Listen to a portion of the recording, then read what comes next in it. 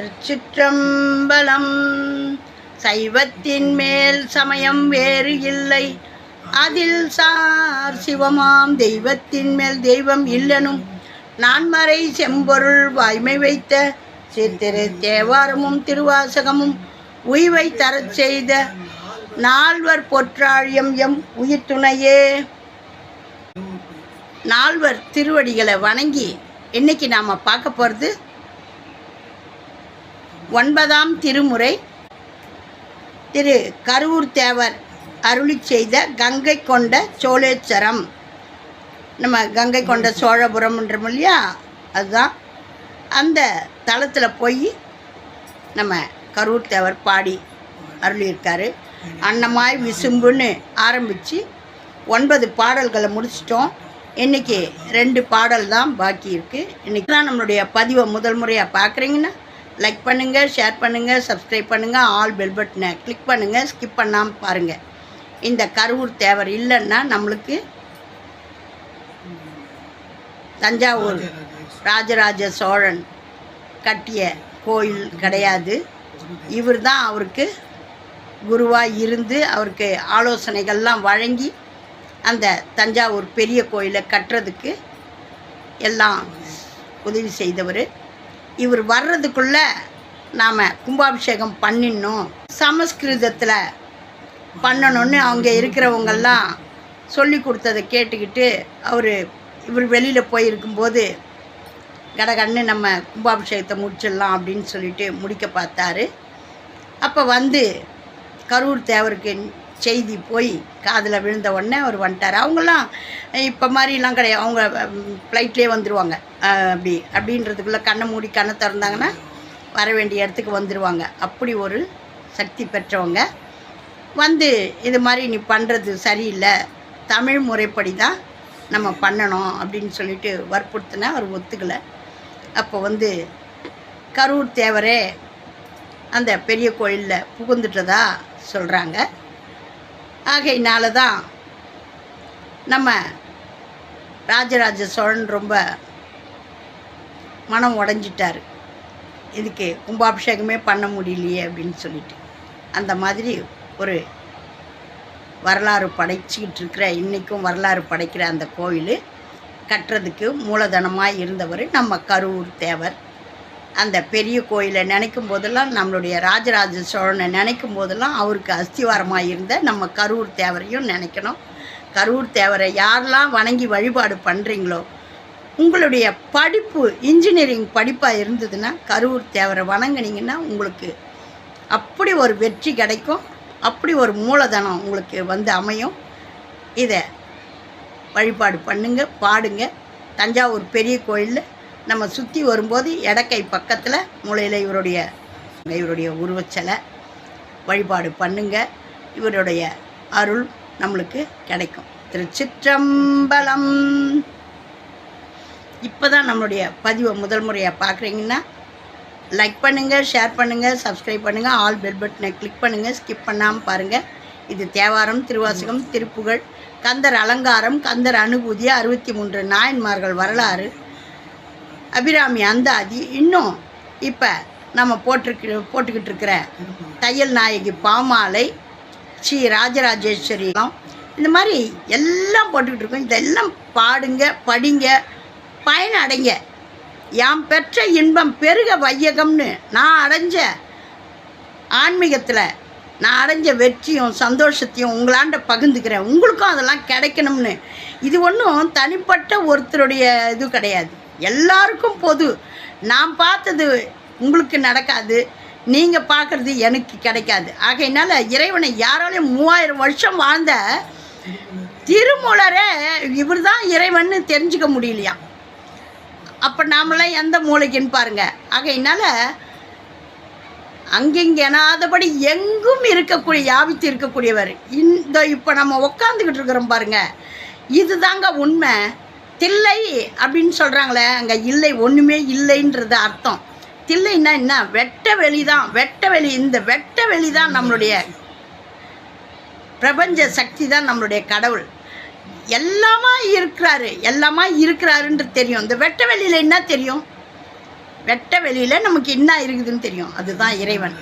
அதுதான் வெட்ட வெளி மேடையிலே சுட்ட சிவமானவனை அப்படின்னு அருமையாக ஒரு பாடல் இருக்குது. இப்போ வாங்க நாம் கரூர் தேவர் அருளி செய்த 9ஆம் திருமுறையில் இப்போ இந்த பாடலை 13 இந்த பாடலை பார்ப்போம். இன்றைக்கி நம்ம முடிக்க போகிறது 10, 11 2 பாடல் தான்.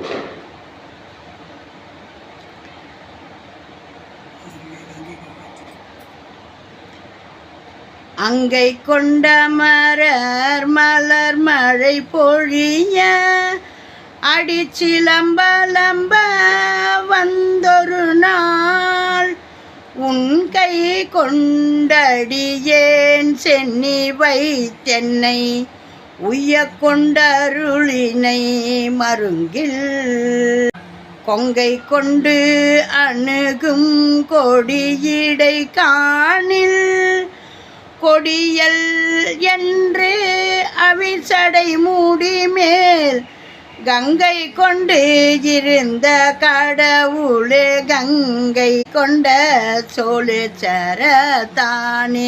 மங்கையோடே இருந்தே யோகு செய்வானை வளர் இளந்திங்களை முடிமே கங்கையோடு அணியும் கடவுளை கங்கை கொண்ட சோழேச்சரத்தானை அங்கையோடு ஏந்தி பலி திரி கருவூர் அறைந்த சொல் மாலையால் ஆழி செங்கையோடு உலகில் அரசு வீற்றிருந்து திளைப்பதும் சிவனருட்கடலே வீற்றிருந்து திளைப்பதும் சிவனருட்கடலே. எவ்வளோ அருமையான பாடல் பார்த்தீங்களா? அங்கை கொண்டு அமரர் மலர் மழை பொழிய அடிச்சிலம்பு அலம்ப வந்து ஒரு நாள் உன் கை கொண்டு அடியேன் சென்னி வைத்து உய்ய கொண்டு அருளினையும் மருங்கில்.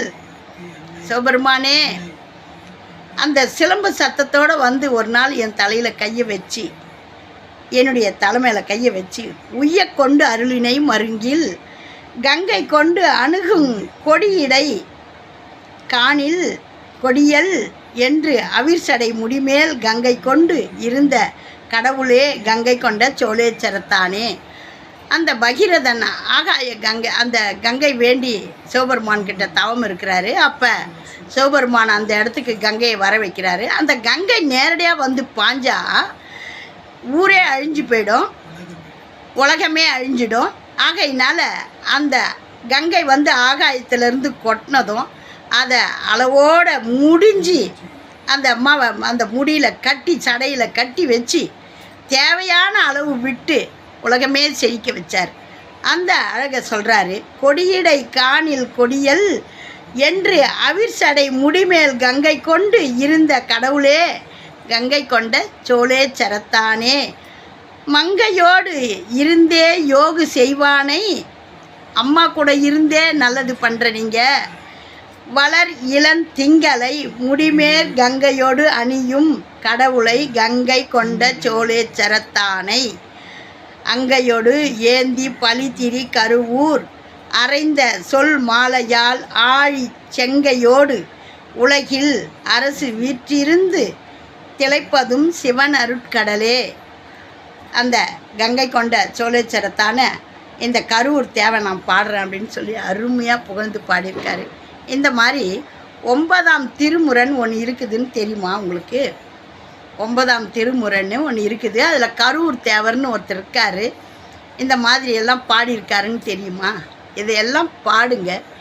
பாடினா அப்படி ஒரு தமிழை பாட பாட தமிழை எப்படி எவ்வளோ நம்ம பாட நம்மளுக்கு அப்படி ஒரு அருள் கிடைக்கும். ஏன்னா தமிழை வளர்த்தவன் தமிழ் கடவுள் முருகப்பெருமான். முருகப்பெருமான் யார்? சிவபெருமான். சிவபெருமானே வந்து தமிழை வளர்த்துருக்காரு.